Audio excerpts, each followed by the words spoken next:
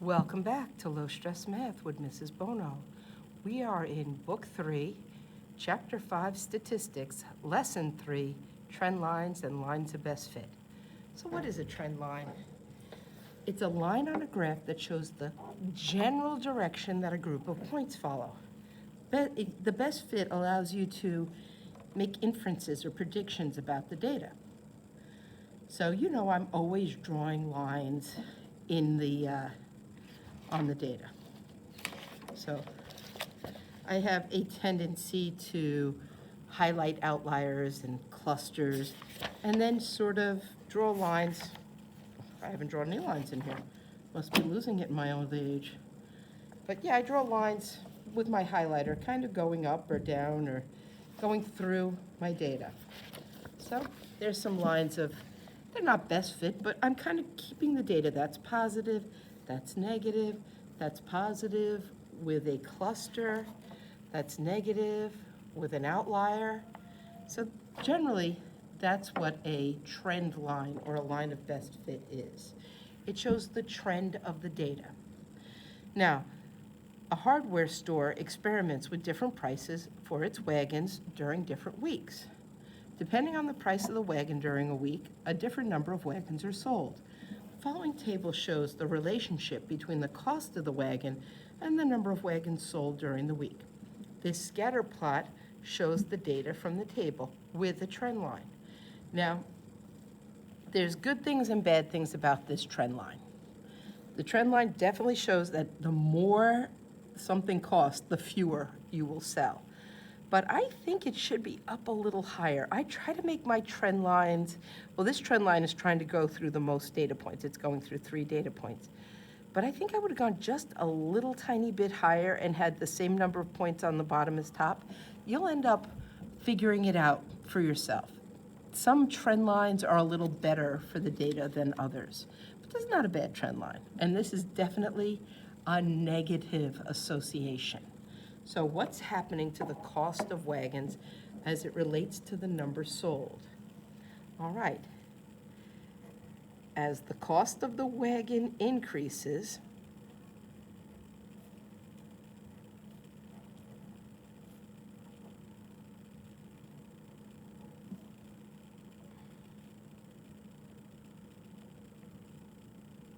comma, the number sold decreases.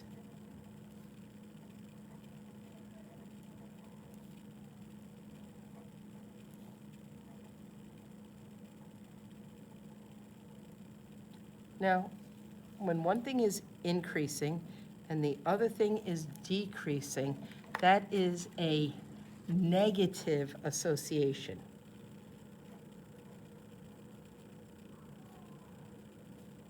Or a negative correlation.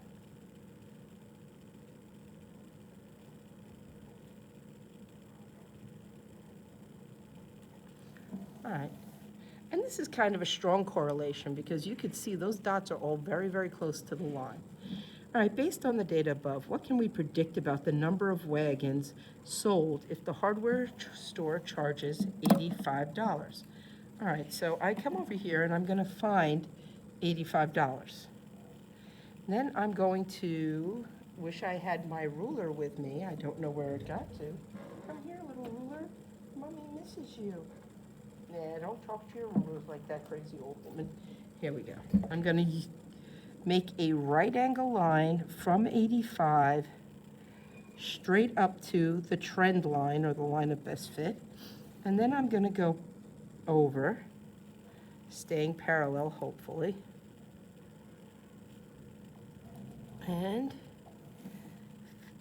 it's right between 15 and 20. Well, what would be between 16, 17, 18? I'm going to say 17. I think it's about 17 wagons would be sold. So if it's costing $85, 17 wagons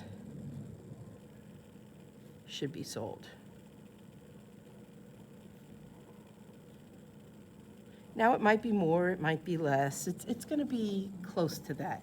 And most of the time, these are multiple choice type problems, so you just look to the number closest to the one that you have. All right.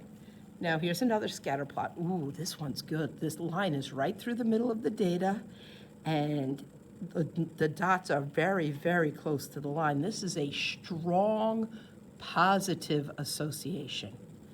So the following scatter plot shows the data for employees at a small company.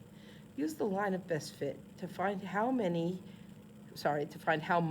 a 40-year-old person could expect to earn at this company. Well, here's a 40-year-old person. If we follow it up to the line, and then go across,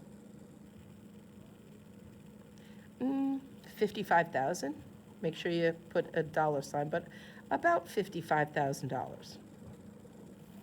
Now, use the line of best fit to predict how old you would need to be to earn $65,000. It's not there, so I'm just gonna have to put a line between 60 and 70. I'm gonna try to stay parallel to this line, but be between 60 and 70. So as parallel as possible there, Bono. That is not very parallel, is it? There we go, that's better. And go across to the line of best fit. And then I'm gonna stay parallel to these two lines, and yet, there we go, straight down. Now, between 45 and 50, it's right in the middle. That's about what? 45, 46, 47, 48, 47, 48. I'm going to say about 48. About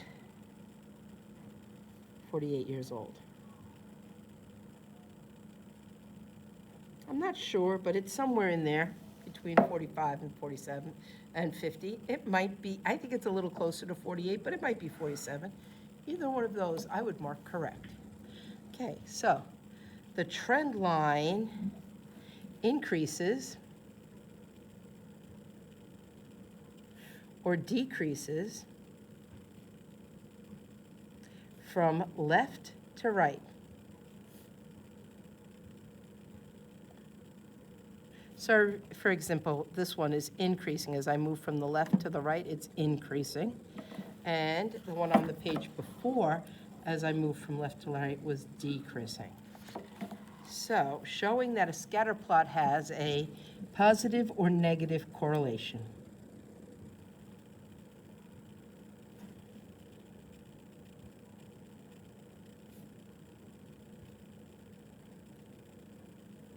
All right, so obviously this one has a strong linear positive correlation, and the one on the page before was a strong negative correlation.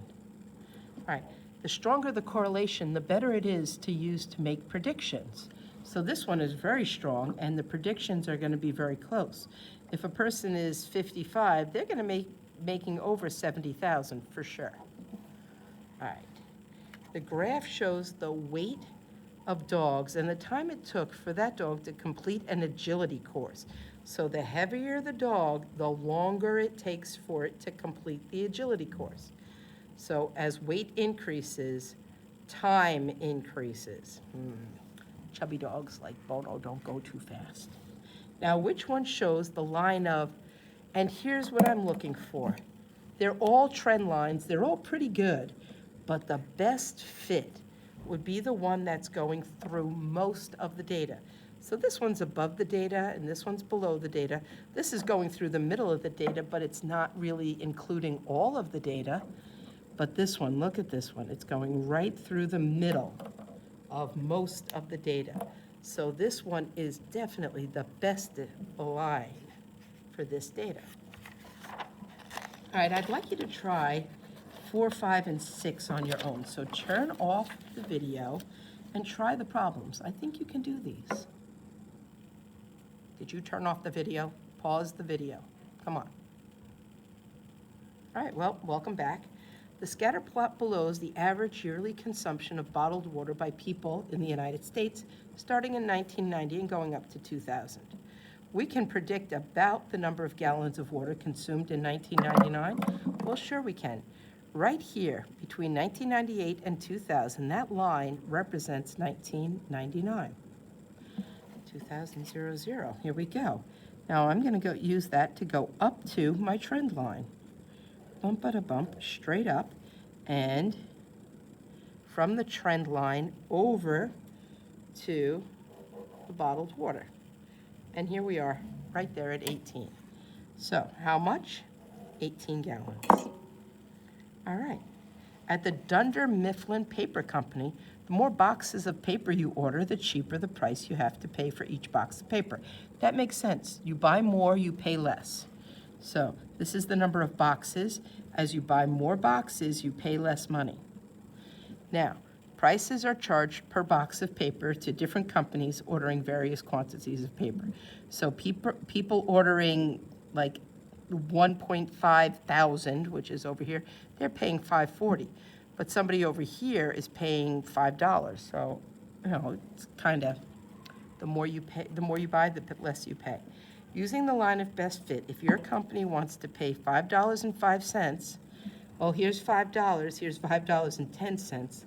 The line in between the two of them is going to be $5.05.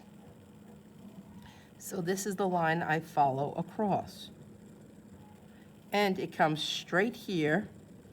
I go down and I get 3.5. But it's not really 3.5. Come on. It's 3.5 in thousands. So in order to get the right answer here, I would have to multiply 3.5 times 1,000 to get 3,500 boxes of paper.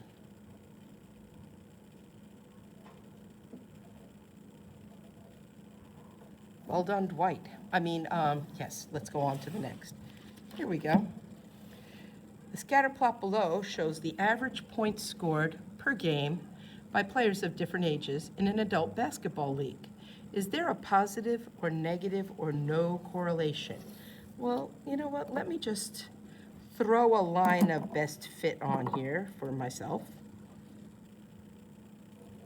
I'm going to try and go through as many points as I can, but also I have 3 on the bottom and 2 on the top, so it's pretty much going straight through the middle of the data. But this piece of data is not really with the rest of the data. Do you remember what that piece of data would be called? Yeah, that's an outlier.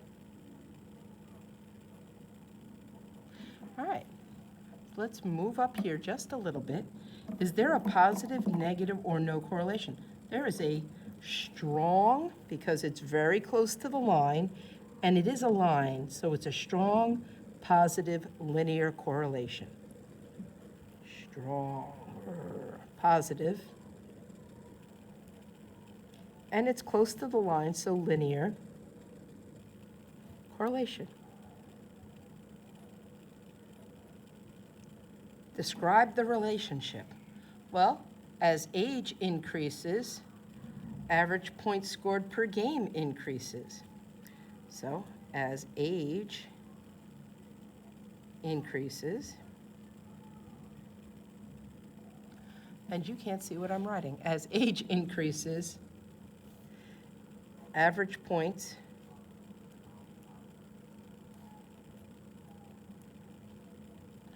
scored per game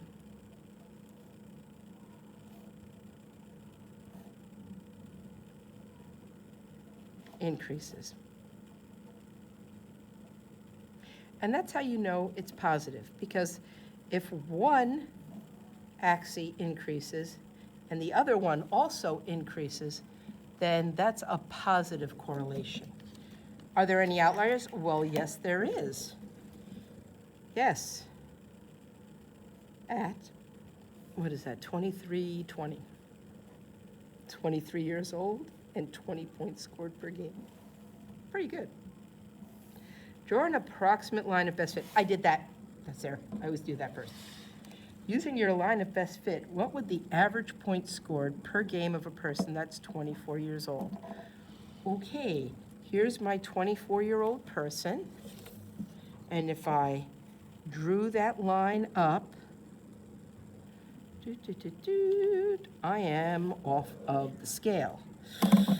Yeah, so I'm just going to extend this line. I'll put some dotty lines up here. Make my line a little longer.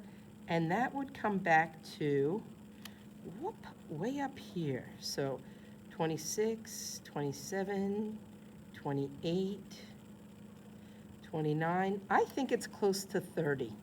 Yeah, I'm going to say that if a person is 24 years old, they would score 24, they would score 30 points. A 24-year-old,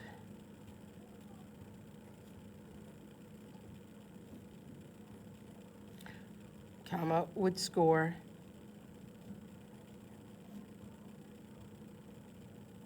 about, not perfect, but about 30 points.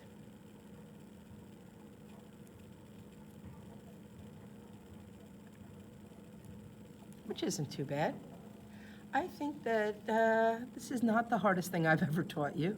So do problems on page 20, 21, and 22.